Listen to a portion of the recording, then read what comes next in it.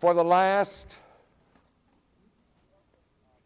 few years, the focus of American foreign policy has changed very, very dramatically.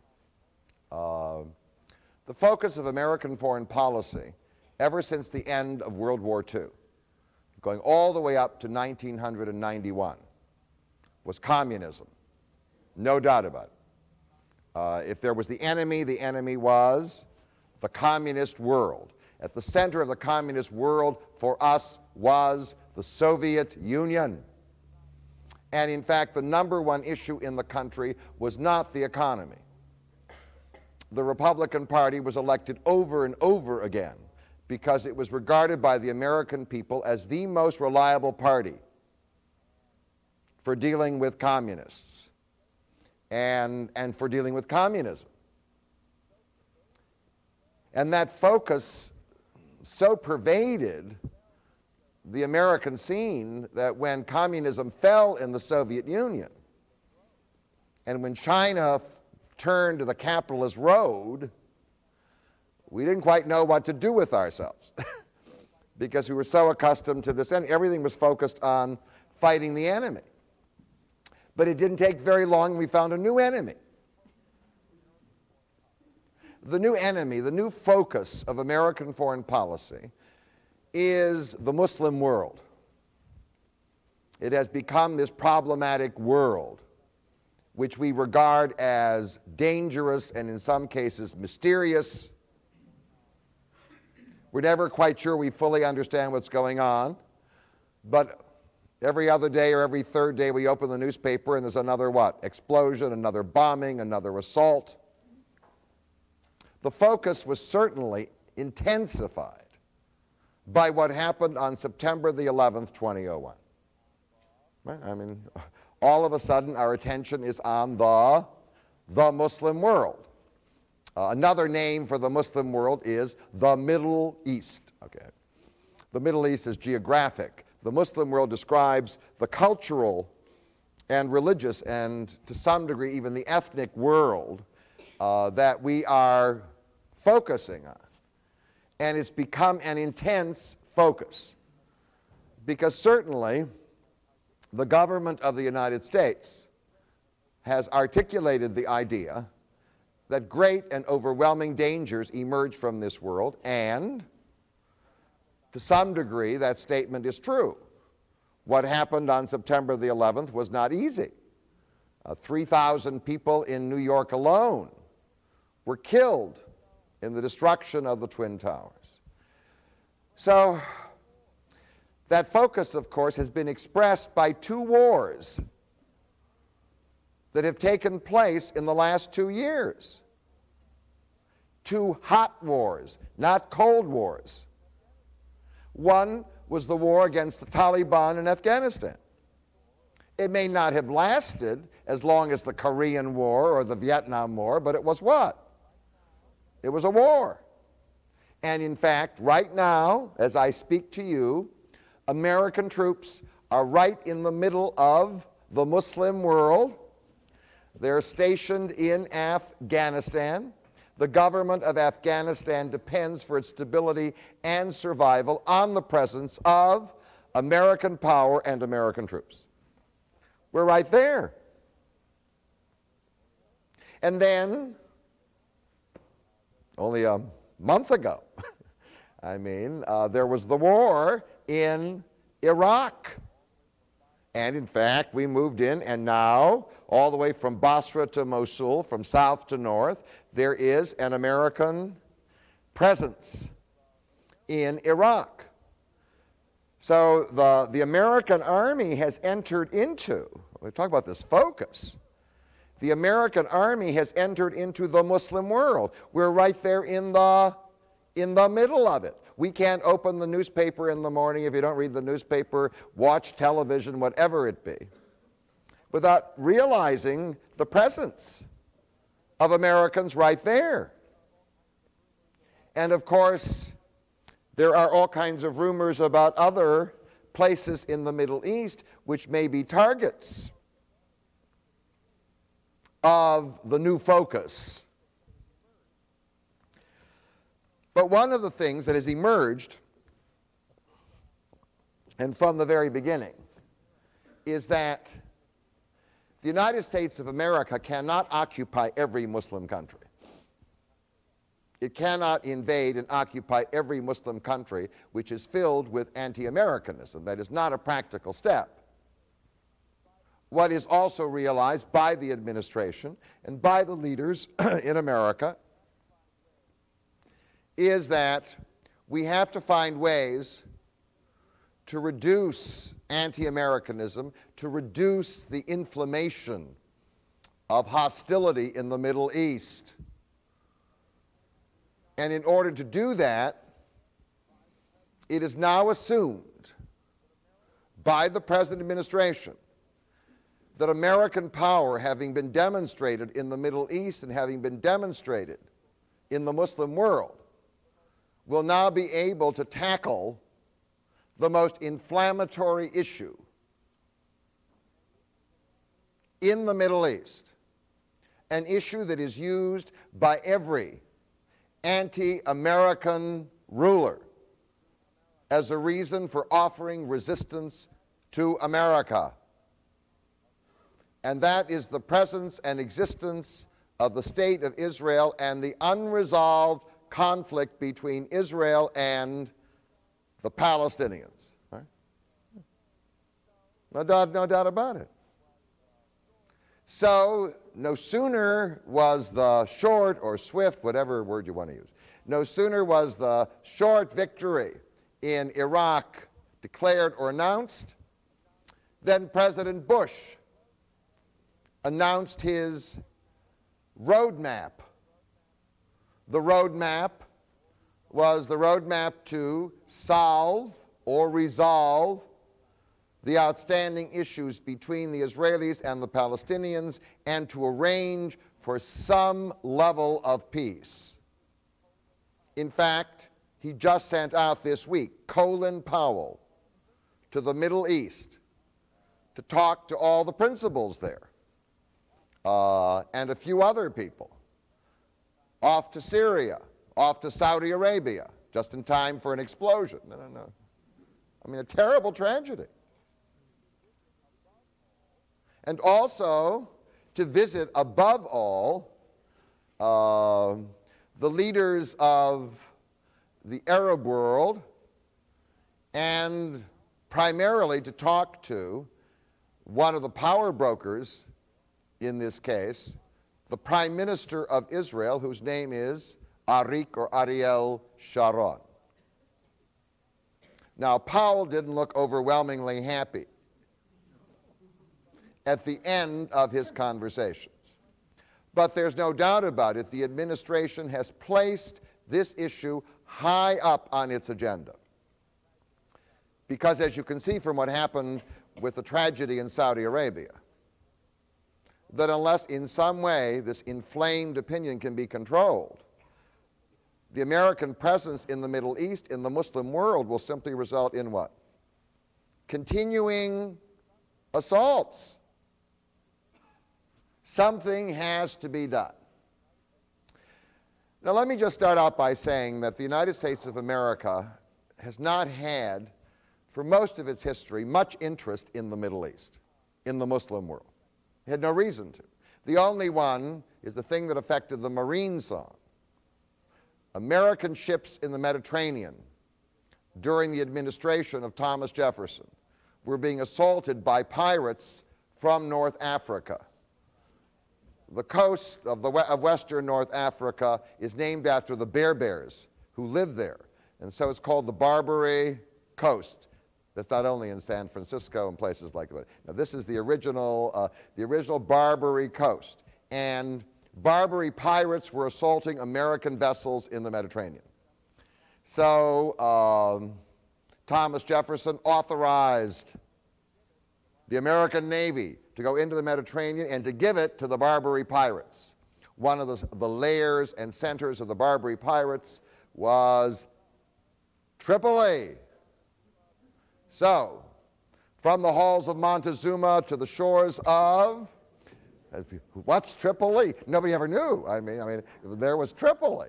That was it. They took care of the pirates, and then they forgot about the Middle East. So nothing. Was James Monroe interested in the Middle East? No. Was Abraham Lincoln interested in the Middle East? No. Was Teddy Roosevelt interested in the Middle East? No. We don't get any interest in the Middle East until a substance that all of us depend on, without it none of you would be in this room, arrived as an essential for our life. It's called petroleum. Right? And when petroleum arrived as a human need in an urban industrial society, whether initially for lighting or later on for transportation and other purposes. Until that time there was no interest, but all of a sudden became a consuming interest for the United States of America. The United States of America started out with large petroleum reserves, mainly centered in places like Texas. But they obviously proved to be insufficient for the kinds of industrial activity that America contemplated, or industrial and military activity that America contemplated. She needed other reserves. And it was in 1944 that the first real interest on the part of the United States in the Middle East, in the Muslim world, appeared. It was the meeting between President Franklin Delano Roosevelt and an Arab chieftain who had carved out a kingdom in Arabia and named it after his own family.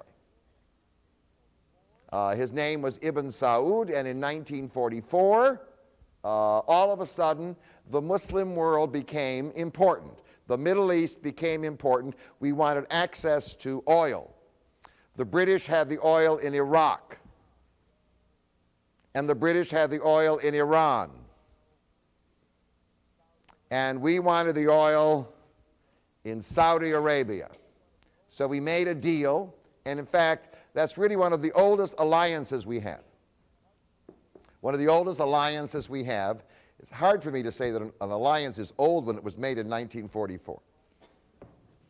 But it's one of the oldest alliances we have with, in the Middle East, and it's based on oil. It's based on petroleum.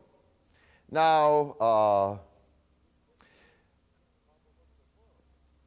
this issue of the Muslim world became even more important. The alliance with the Muslim world became even more important at the end of the Second World War. At the end of the Second World War, no sooner was the war with fascism over, we were into the war against communism. In fact, that war had begun in 1917 at the time of the Bolshevik Revolution. That war was fought in the 1920s, and then it was dropped in the 1930s when we turned to the war against fascism. And in fact, in the early 1940s, one of the most bizarre things happened. We allied ourselves with the communists against the fascists, but then in 1945, with the obvious presence of Stalin, with the expansionist intentions of the Soviet Union, the United States of America now began again, rekindled the war against communism. Well, the last thing that the United States of America wanted to happen was to have the Soviet Union expand into the Muslim world and take over the oil and petroleum resources. It was very, very important. It was not only that we needed them, it was important what? To prevent them from taking it. And so now they're developed in the State Department of the United States a very, very clear policy. The clear policy was that in order to hold back the spread of communism, we need to make friends with the Muslim world, right? Didn't that make sense? We need to make friends with these people. And in fact, the State Department was very clear. The American State Department was very clear. Our goal, which is consistent with the vested interest of the United States of America, is to make friends with the Muslim world. So, when Farouk was king of Egypt, remember him? We made friends. We already had an alliance with what? Saudi Arabia. The Senussi king of Libya, this is before Gaddafi, if you can remember, before 1969. The Senussi king of Libya, we made friends with him, we sent him some money, whatever it was, he was our friend. The French we didn't have to worry about because the French were our allies, and the French obviously were anti-Soviet, so that's Tunisia, Algeria, and Morocco. That takes care of that. And then we made friends with Iraq. Iraq was our ally. And in fact, there were two other countries next to Iraq that we made very good friends with. Turkey, Muslim, and Iran. Remember the Shah? Okay, good. And in fact, we created an alliance of Turkey, Iraq, and Iran to hold up the underbelly against the Russians. We provided them with money and what? With arms. The whole idea was to win the hearts of the Muslim world. If we win the hearts of the Muslim world, we will hang on to our petroleum, and not only that, prevent the Russians, the Soviets, from taking our petroleum. It was not an irrational strategy. It was a rational strategy. But from the very beginning, there was a problem. The problem was the emergence in 1948 of the State of Israel, which was viewed by almost the entire Muslim world as a colonial, illegal intrusion. No matter how many leaflets were mailed out by the Allied Jewish campaign, it was viewed, to understand, as an illegal colonial intrusion and triggered enormous hostility. Now, it became a problem because the United States of America now was confronted with a dilemma. If she wishes to win the support of the Muslim world and protect her petroleum interests, then she would show no friendship for Israel. Right? And in fact, that was the program of the State Department. The State Department, the old-timers in the State Department, were opposed to what we call establishing any kind of alliance with the State of Israel because it would undermine the policy of the United States of America for defending its petroleum interests in the Middle East and holding back the Soviet Union. Well, but then there was the other side. Now, one of the interesting things about the United States of America is, of course, what happened in terms of its immigration. At the end of the 19th century, the overwhelming majority of the Jews of the world resided in Eastern Europe. They were either in Poland, Russia, Lithuania, Latvia, Romania, they got all these countries. And they were there, and they were persecuted, sometimes massacred. So, for some odd reason, they wanted to leave. So where could they go? Well, there were various places they could go, but the place that seemed to be the best place to go, it was the chosen destination of most of the immigrants from Europe, from whatever country, from whatever background, was the United States of America. It was an economically dynamic country in which there was freedom of religion, social climbing, opportunity, the whole thing. So they picked themselves up and they came here in overwhelming numbers. Close to 2.5 million immigrants from Eastern Europe. And they settled down in cities like New York and Philadelphia and Baltimore, Chicago, even Detroit.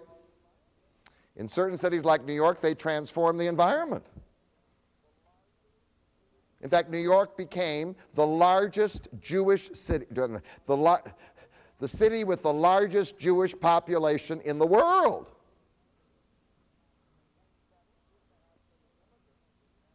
And in fact, the 2.5 million immigrants through natural reproduction, which is no longer characteristic of the Jewish community. I don't want to get into that. Ultimately turned into 6 million Jews by 1930. The largest Jewish community in the world. Oh. And one of the things about the United States of America is that once you become a citizen, you're allowed to vote. And once you vote, you have political power. And quite frankly, the Jewish community in America was rather quiescent until Adolf Hitler. They were not self-confident. To some degree, they resemble other ethnic communities when they first arrive, including the Arab community. They're just not, But two things triggered their self-confidence. First, their Americanization and their rise from what we call the working class into the professional classes, where they became very, very articulate. And the second was Adolf Hitler and the Holocaust. And already in World War II, it was very clear that they were not prepared to sit idly by and see the settlement of Jews in Palestine overwhelmed and destroyed. So they did what all ethnic groups in this country do. The Irish in America, what do? They're all caught up in, or they were all caught up in Irish politics, right? And the Germans in America were certainly both before World War I and World War II caught up in German politics.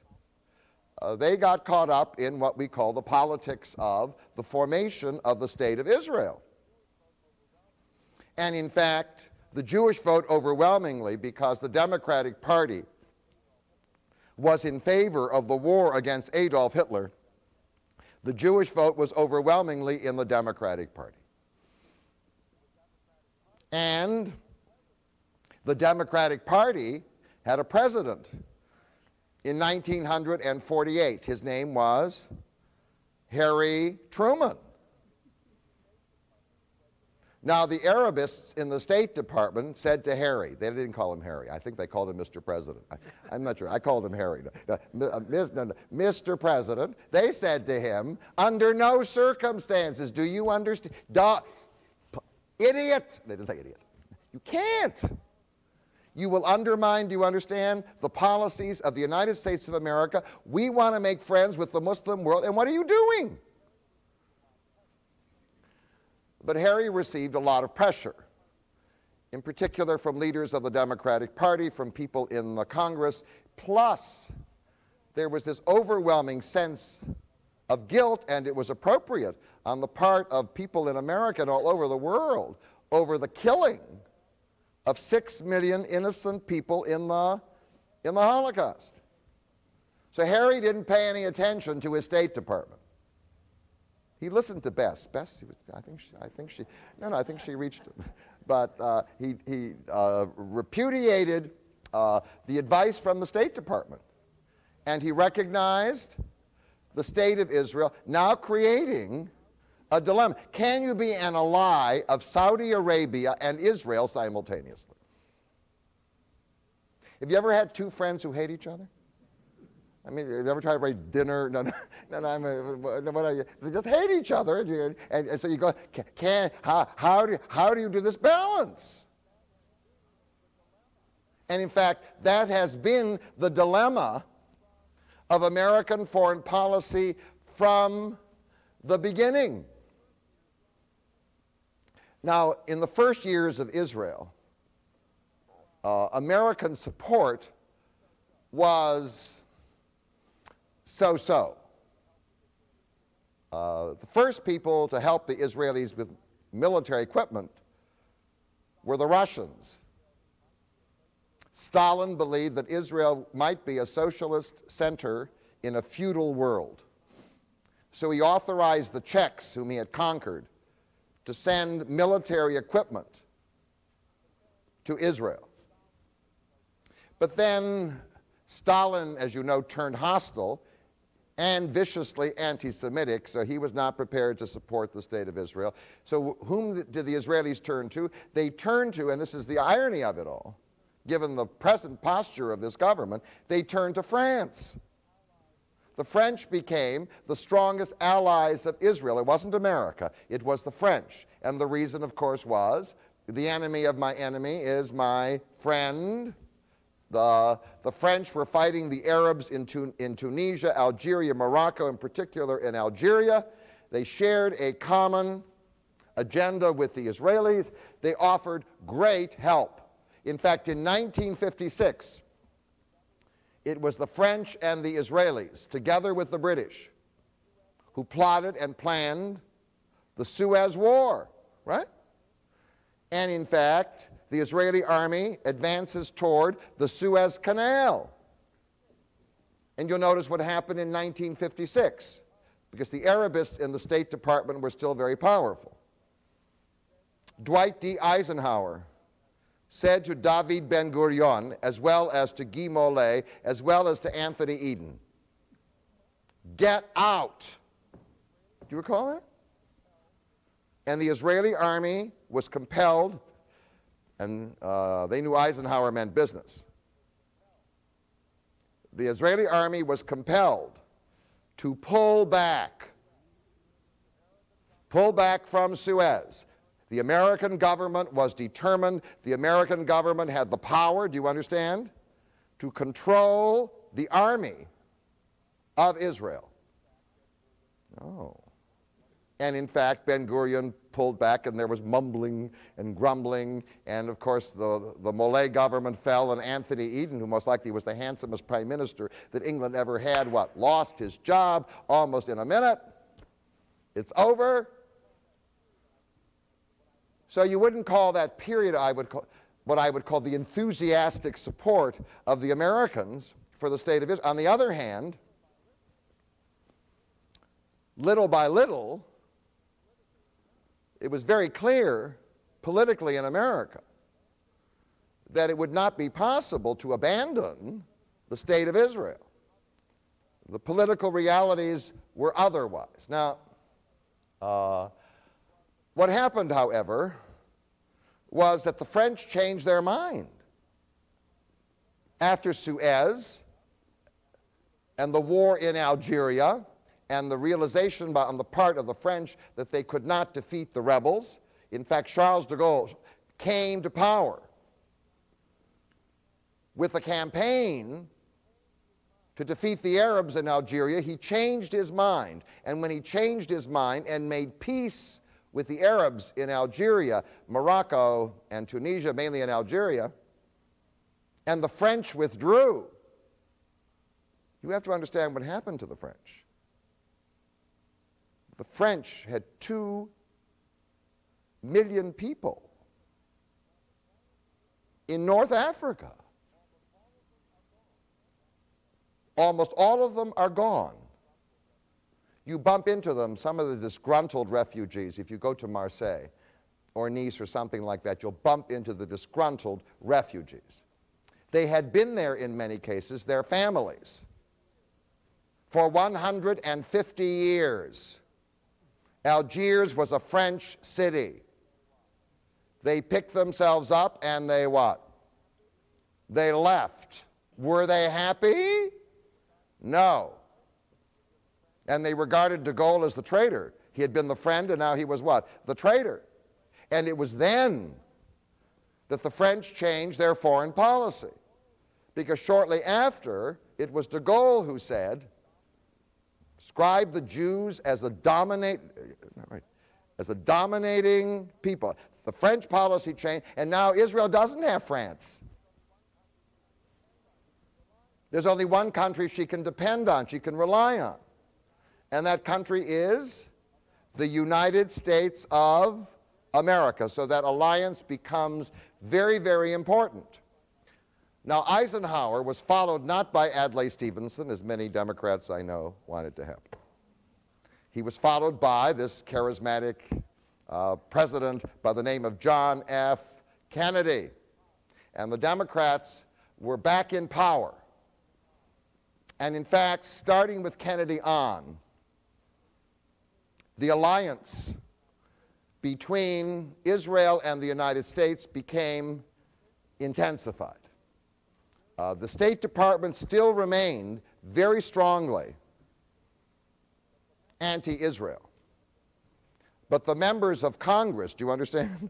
The senators and the people in the House of Representatives, sensitive to the political realities with which they had to deal, applied enormous pressure, and now America gradually moved into the place where it became the replacement for France. It became the ally and support of the State of Israel. So now the American government is flying to Riyadh to what? To talk to the Saudis. Friends, friends, friends, right? And also to the Israelis simultaneously. And now this alliance became problematic. So what was offered at the beginning, of course, was the rationale. Because the people in the State Department said, this is crazy.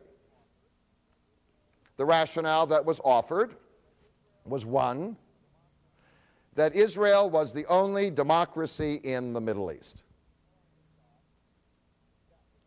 And in fact, that was true.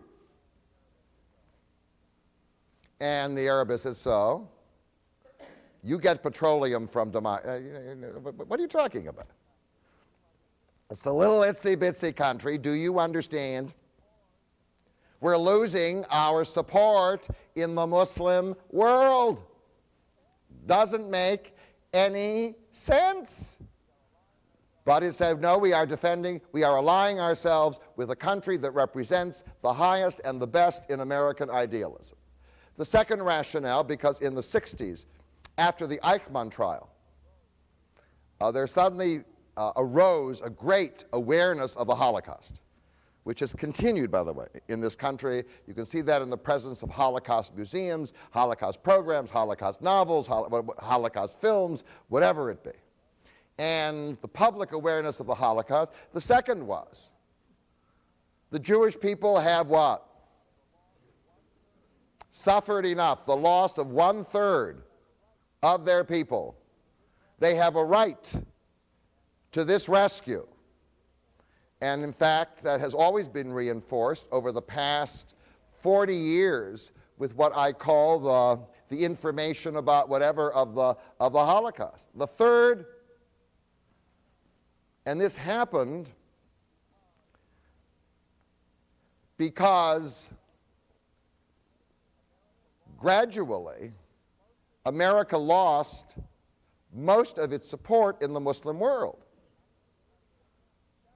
And in 1967, the Israeli army, this army of a small country, delivered an incredible blow against the Arab world, the Muslim world. And in fact, at a time when the American army was losing in Vietnam with all this technology and whatever else it was, the little Israeli army proved to be wonderful. By that time, the Soviet Union had turned completely and overwhelmingly against the State of Israel. So now the third reason that was offered for the alliance with Israel was that Israel serves as a bulwark against communism in the Middle East. It has the what? It has the military force. It may look small on the map, but what? It has great power, and it is the what? It's the force. It is a bulwark. And the final thing was, as much of the Muslim world degenerated into anti-Americanism, part of it stimulated by what was going on with regard to the Israelis and the Palestinians, the rationale now offered was the Muslim world is becoming overwhelmingly anti-American. Israel is overwhelmingly what? Pro-American, and therefore that would be a reason for the alliance. Now, all of it was reinforced during the 60s and 70s and 80s by something very powerful, certainly in Washington. I believe in lobbying. You know, I belong to many organizations for the separation of religion and government. They have lobbies. Do I want them to go to their congressman and talk to them? The answer is what? Yes. I belong to organizations in favor of abortion freedom, right? Do they lobby? Yes. Do I want them to go and talk to their congressmen and senators? The answer is there's nothing wrong with lobbying. I mean, lobbying is just pushing a little bit. Huh? And in fact, you can lobby for a good cause. So, but there is now a very, very powerful Israel lobby in Washington. For many years, there was no Muslim lobby. That's beginning to change. As the Muslim population in this country increases, as they develop what we call voting power, just as they have in France, as they move from what I would call the poorer sections of the population into the middle class, they are developing their own institutions. So in 5, 10, 15, or 20, or 25 years, there will be what? There's going to be a fairly significant Muslim lobby in Washington. But the second was that the United States of America chose to give military aid to Israel. $4 billion, which was the largest gift of the United States in military aid to any country with which it was allied. So that's a fairly significant connection. The third was that the media in the United States of America, for whatever reason, were overwhelmingly sympathetic to the Israeli cause and were generally not hostile to, but not overwhelmingly friendly to the Muslim cause. And it was reinforced by the arrival of a president, Ronald Reagan, who intensified the alliance of the United States government with Israel, beginning to view the Muslim world filled with anti-Americanism as problematic. That was dramatized by something that happened just before he became the president. It was the rebellion in Iran that overthrew the Shah and replaced the Shah with a militant Muslim fundamentalist government which is still there and which was filled with enormous anti-Americanism. The result of that was that Reagan turned to forces in the Middle East that were clearly pro-American. One of them was Israel. One of them certainly was Turkey.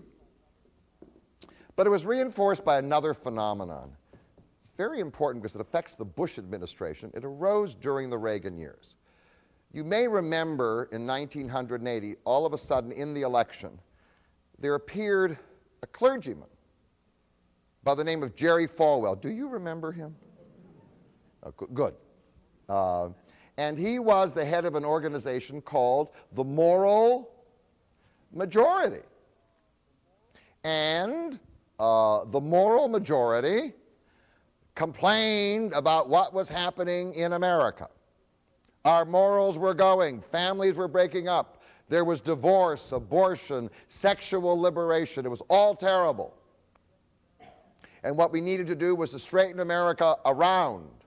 And the only way to do that was for the American people to return to the fundamentals of the Christian religion. All right? So they're called fundamentalists. And now the Republican Party found an ally that had formerly been in the Democratic Party because it was centered in the South, but now the Southern Democrats were fleeing the Democratic Party after civil rights, and now they were joining the Republican Party, and now these people were at the Republican door. And having entered the Republican door, they wanted to take over the Republican Party. They still remain a very important constituency of the Republican Party. Now, the so-called Protestant fundamentalist right was, prior to the Second World War, anti-Semitic. But on the issue of Israel, they became wildly supportive because they're Bible-oriented. They're very Bible-oriented. And what they want, they say, is to do what God wants. God has given the state or given the land of Israel to the Jews. And in fact, the ultimate salvation of all of humanity cannot take place until the Jews return to their homeland and are redeemed, and the final war between good and evil takes place. Now, I'm not sure that I like the program. I mean, their program is for me to return. Do you understand? I like. I'm an American. I like it here. Do you understand? I don't want to go. I mean, please, if they come for me, don't tell them they can't have me, right? So, the Jews are entitled to Israel,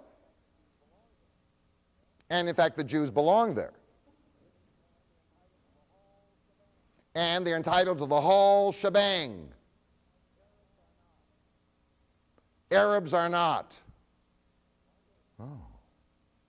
So now they're emerged. It was such a strange alliance that suddenly appeared. I mean, it's so bizarre. It's so hard to understand.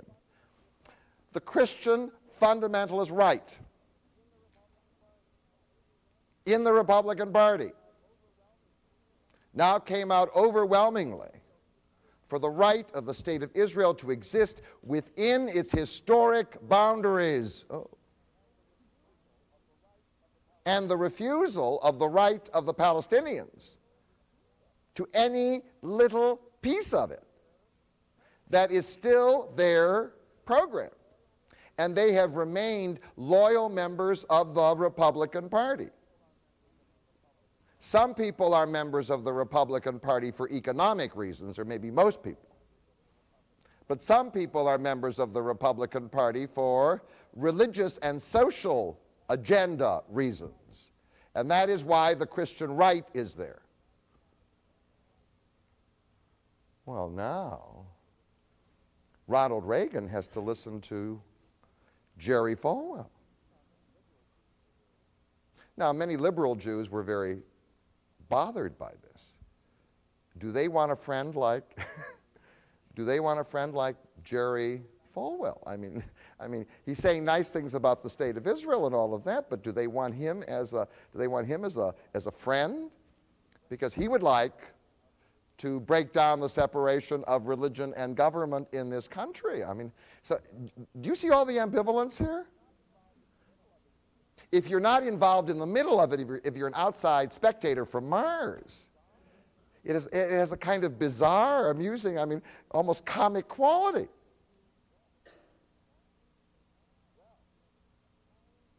Well, so now you have a powerful force within the Republican Party that applies pressure. They have the Christian coalition that applies pressure on the Republican Party, on the administration. So meanwhile, back at the ranch, what's happening to the people living within the old historic Palestine who are Arabs? Actually, the United States government has had almost no contact with them. There was no alliance established with them. After the Six-Day War in 1967, there emerged a military force, a guerrilla force, called the Palestine Liberation Organization, the PLO, led by a man whom you can either love or hate. Generally, people in North America have difficulty loving him. Okay. His name is Yasser Arafat.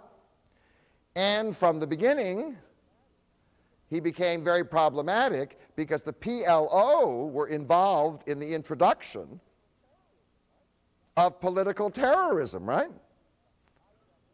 Hijacking planes, hijacking ships, assaulting airports. So by then, the alliance between Israel and the United States had already been cemented. The increase of anti-Americanism in the Muslim fundamentalist world had already begun. And so the terrorism, certainly reported in the press, simply increased the hostility of the American government and the American people to the cause of the Palestinians. And in addition, since they couldn't get any help from the Americans, they turned to the Soviet Union. And the next thing you know is Yasser Arafat is being wined and dined in Moscow. Moscow, I mean, for most Americans, he now is what? He is the ally of the commies. And then in the Gulf War came his ultimate boo-boo. The Gulf War in 1991, the Soviet Union is about to collapse. America is going to retaliate for the invasion and occupation of Kuwait. And now you have to choose. Are you on the American side or the Iraqi side? Even the Syrians who hated the Americans joined the American side. They could see who was going to win. Not Yasser Arafat.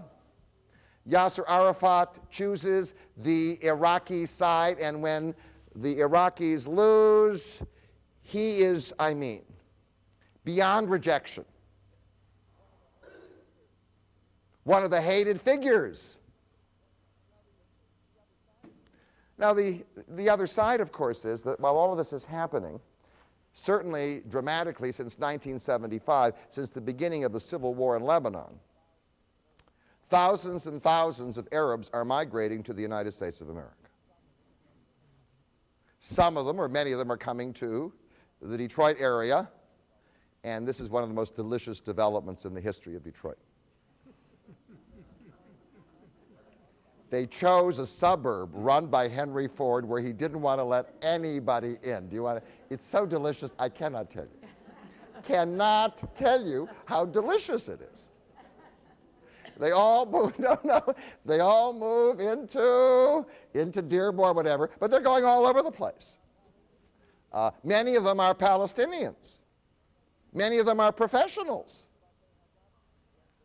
But they haven't been sufficiently Americanized to develop any kind of political party, to develop a what? A Palestinian or an Arab or a Muslim lobby. They're just in the immigrant stage. They've just arrived. They don't know what to do. It's going to take 30 or 40 or what? Or 50 years to develop the skills to express your power. So he doesn't have any political base here.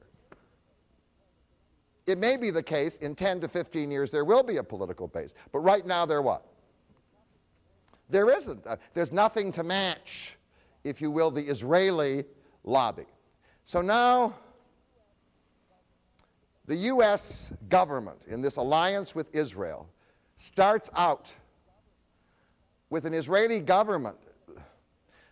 By the time we get to Nixon, after the Six-Day War, the American government is conservative and Republican, right? But the Israeli government is on the left. That's the Labor Party. They were socialists. And in fact, the leaders of that party, Ben-Gurion, Levi Eshkol, Golda Meir, remember all those people? They were leaders of the Labor Party.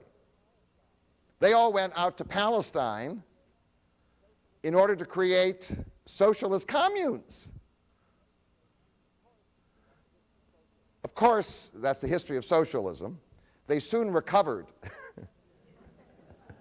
No. They soon recovered from this, but the government was on the left.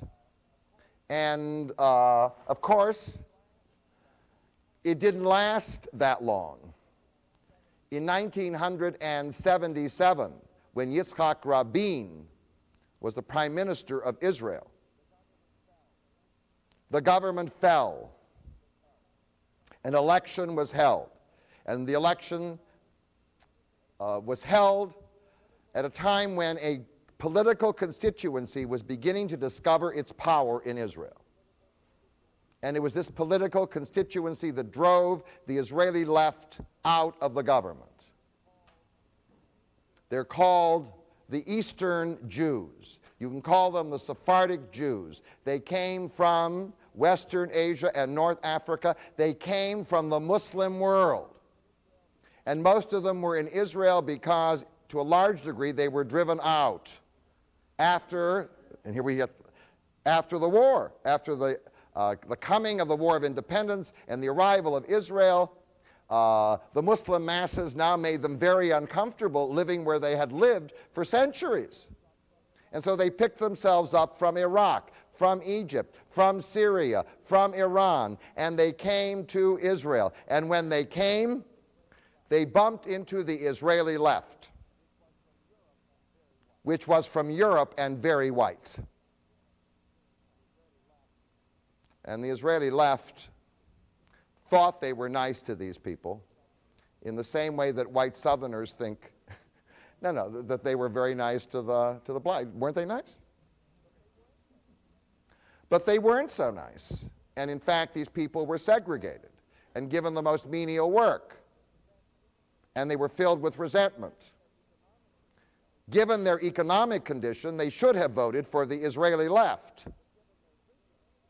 But given their treatment, they voted for the Israeli right, for a man called Menachem Begin. And in 1977, the Israeli left fell, and the Israeli government now features a new prime minister. His name is Menachem Begin. He is the leader of a coalition called the Likud, for all practical purposes, the conservative party in Israel, which hasn't seen the light of day politically for 20 years, for 30 years, comes to power. And now the American government is no longer dealing with the Israeli left, they're dealing with the what? The Israeli right. And in fact, from 1977 on, for most of the time, not all of the time, the Israeli right, Israeli conservatives are now in charge of the government. So let me try to describe the program that started with Begin, so you can understand the issue. Begin built a coalition out of what we call the Sephardic Jews. Got them? Poor or rich? Not very many of them were rich. Right? Is that not interesting? The Conservative Party was the party of the poor, and the leftist party, the Liberal Party, was the party of the people who had made it. You ever heard? I mean, talk about craziness. So he had that constituency, but that wasn't enough. He added to that constituency another constituency that had made an alliance with Labor. Labor had made concessions to it. It's called the Orthodox, the religious. And the Labor Party had given them the right to control marriage, divorce, Jewish identity, the whole thing. And these ungrateful people abandoned the Labor Party because they thought they could get a better deal from their natural allies, the conservative parties, right? And so they moved over. Now, they were very useful. The policy of Begin and of the Likud party was the following. In the Six-Day War, we conquered the historic territory of the Jewish people. It's called Judea and Samaria. Arabs call it the West Bank. That territory belongs to us. But in order to make it us, we have to fill it up with Jewish people. Meaning, we need settlers to cross over from the old Israel, that is the boundaries before 1967, into the new territory and to settle down there. If enough of them settle down there, then it will be ours. So Menachem Begin actively encouraged the creation of Jewish settlements in the West Bank. Now, the Jewish settlements are of various kinds, so let me try to describe the Jewish settlements. They are, by the way, they're at the heart of this issue. If there's one theme that runs through this talk, it's going to be the Jewish settlements in the West Bank and Gaza. Because the only territory that you can give for a Palestinian state is what? The West Bank and Gaza. It's about 3,000 square miles in size. So you're talking, to a large degree, about metropolitan Detroit. Got it? That's its size. Smaller. Because metropolitan Detroit now is heading out to Port Huron. No, it's heading beyond Ann Arbor. I'm talking about the old metropolitan Detroit. So 3,000 square, that's its size. And most of it doesn't get enough water. You can't grow anything on it even. That's all you have to give the Palestinians. And if you fill it up with Jewish settlers, then there's nothing to give. Then it's a fait accompli. So, starting with 1977 and 1978, two kinds of settlements were created. Israel, by the way, is very small. I mean, Israel, the old Israel, within the boundaries of 1967, was somewhere under 8,000 square miles. And I always give you the state of Michigan, right? 57,000. So what was left to the Palestinians is 3,000 and what? 8,000. And Tel Aviv, the largest expanding city of Israel, is along the coast. And where Tel Aviv is, the state is 10 miles wide. So if you went from the river to 10 Mile Road, and it's really shorter than that because Woodward is what? At an angle. So if you were just going straight up, like, straight up from the river, 10 miles. Well, I mean, the city is now bumping into the what? The boundary. So one of the settlements that was created, the kinds of settlements, was what we call suburban settlements. So what you do is you're not orthodox.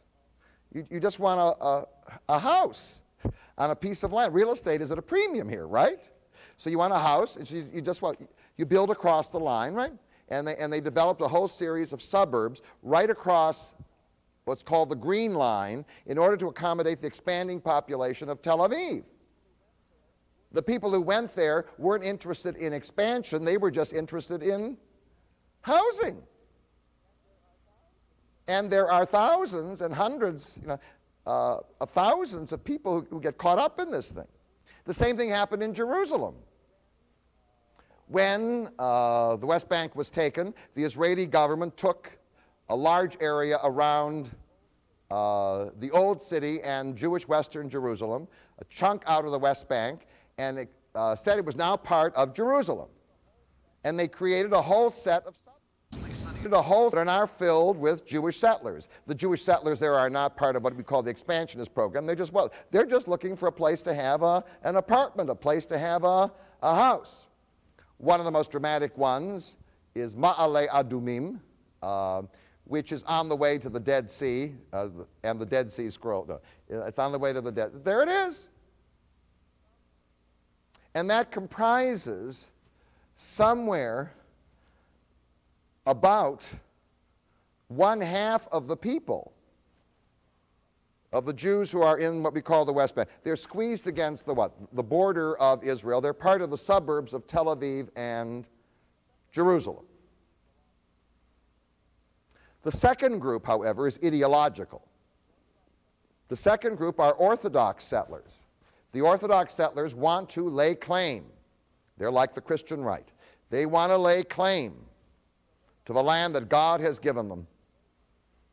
So they don't simply want to go into the suburb. What they want to do is, there's an Arab town in the middle. The largest Arab town is Nablus.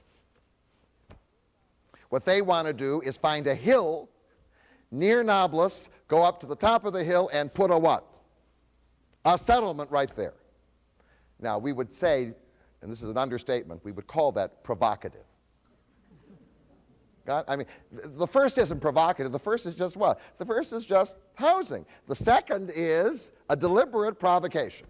And now they've got over 250 of them all over the West Bank and Gaza.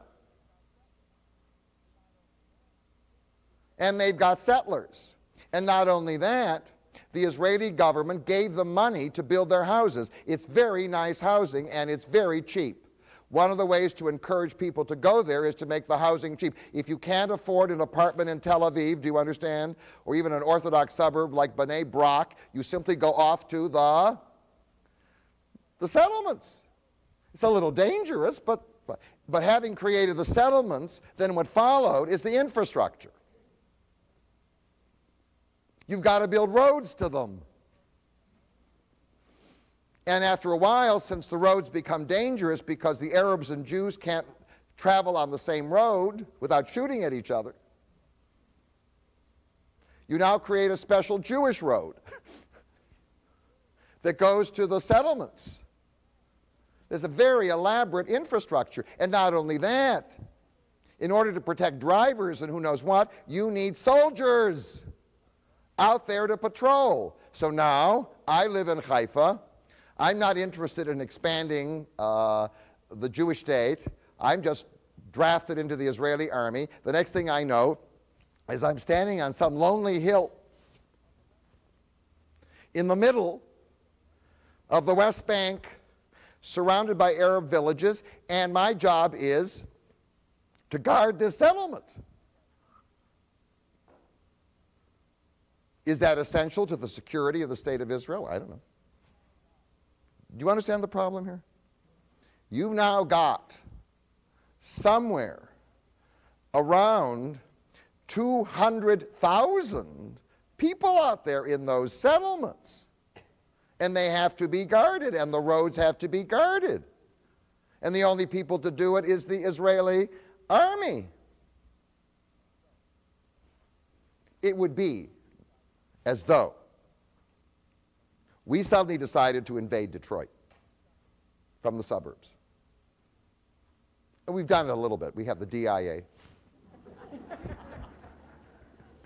We have little enclaves, We have these little enclaves around, but I mean, but they're not. And what we decide to do is to establish, we bring people from Birmingham, and they go to Mac and Brush, and they set themselves up, and they put a palisade, do you understand, around, and the whole, and now we got these little islands all over the place. We're going to hold the territory. Now we got to send our soldiers down there to what? To protect them. Do you understand this? It's so difficult sometimes for people to understand the settlements. But if those people stay where they are, there can't be a Palestinian state of any kind. Cannot be. So, the Orthodox, the National Religious Party, are committed to keeping those settlements. And that's the issue. You can say all you want about peace, peace, peace, peace, peace, peace, peace, peace. If you're not willing to give up the settlements, there is what? No matter what the other issues are, there is no peace. You got the thing? Got the issue? I want to focus on the issue. It goes all the way back to 1977.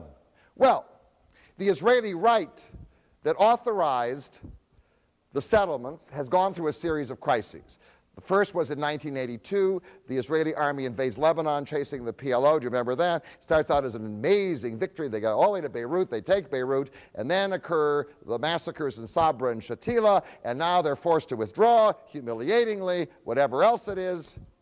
In fact, the Minister of Defense at that time is Arik Sharon, the Minister of Defense to Menachem Begin. So what should have been an incredible victory turns out to be not a defeat, because Arafat was forced to flee Beirut and the PLO, but not a victory. The second was the leadership crisis. Menachem Begin, after the death of his wife and the defeat in Lebanon, falls into a deep depression, and he withdraws from politics. Now they want a leader. Well, the leader they find is this feisty man called Yitzhak Shamir.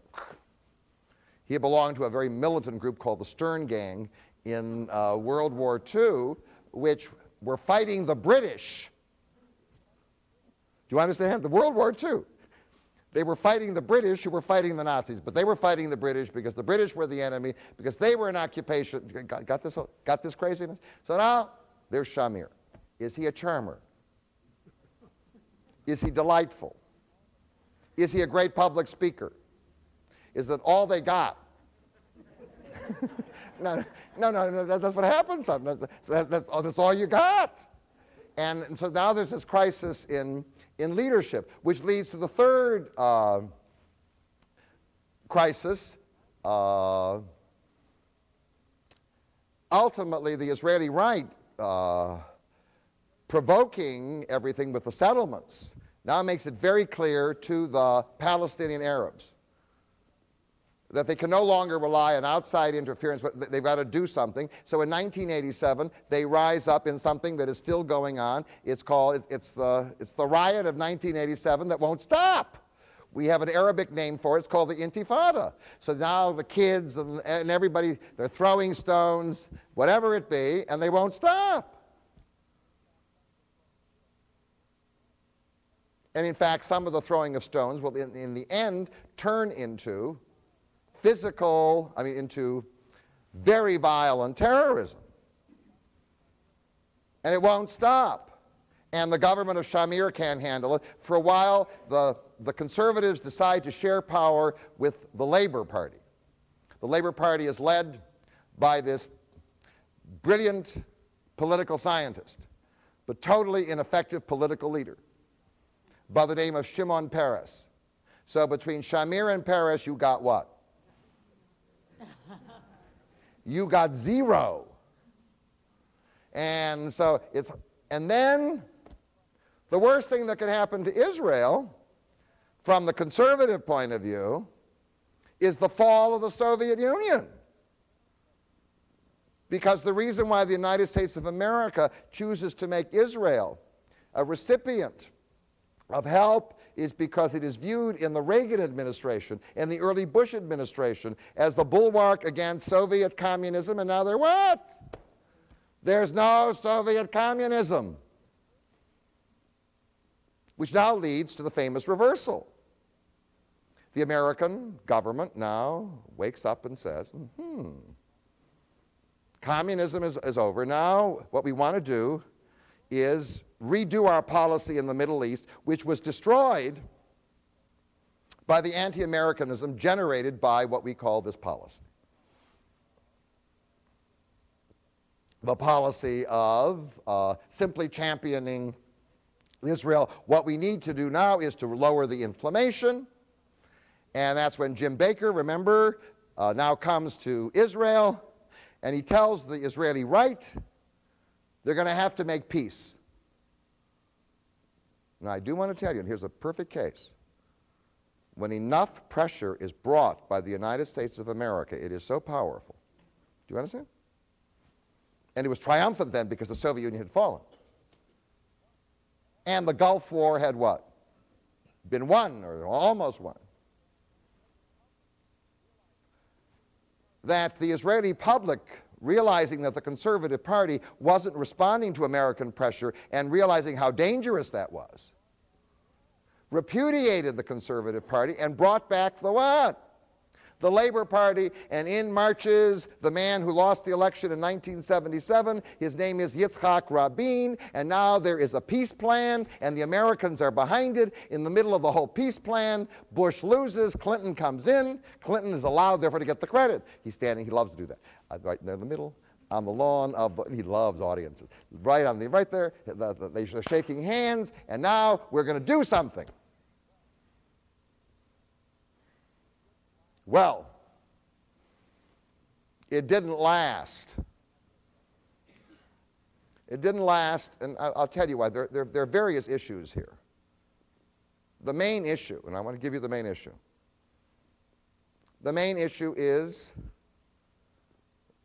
the settlements.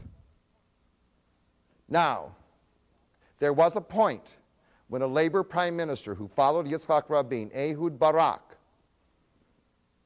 did offer to give up the settlements. And Arafat boo-booed. Now, you have to understand, he had not gone back to the parliament. It's not clear that if Arafat had said yes, that the parliament would have said yes. All right? Big iffy thing.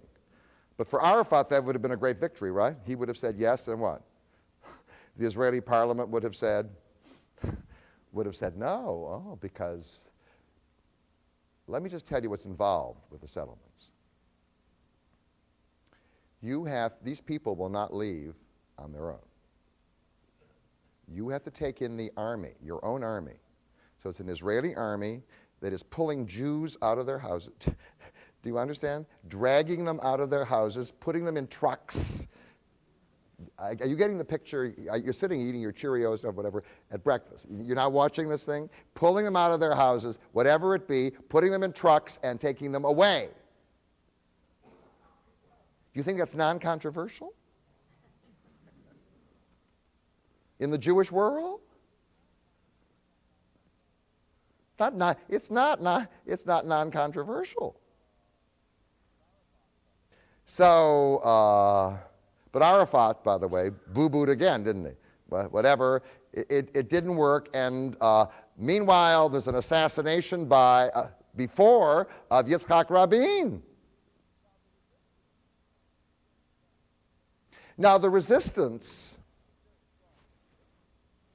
to the peace plan is very strong in Israel, and also among the Palestinians. One of the things that arises at this time as a resistance movement, not among the Israelis, but among the Palestinians, is a Muslim fundamentalist organization initially funded by the Israelis in order to offer opposition to Arafat. The name of it is Hamas. And Hamas refuses to accept any compromise. We don't want the West Bank and Gaza. We want all of it. All of it belongs to us. And the way they're going to get all of it is to undermine any peace agreement with terrorism. So now we have what? So now you're trying to do the peace agreement, and you've got what? People being blown up all the time. So public opinion ultimately turns against the peace agreement because people are getting blown up all the time. And then you get, after the assassination of Yitzhak Rabin in 1995, then you have an election, and in fact, the Israeli right comes back, because when the Israelis are scared,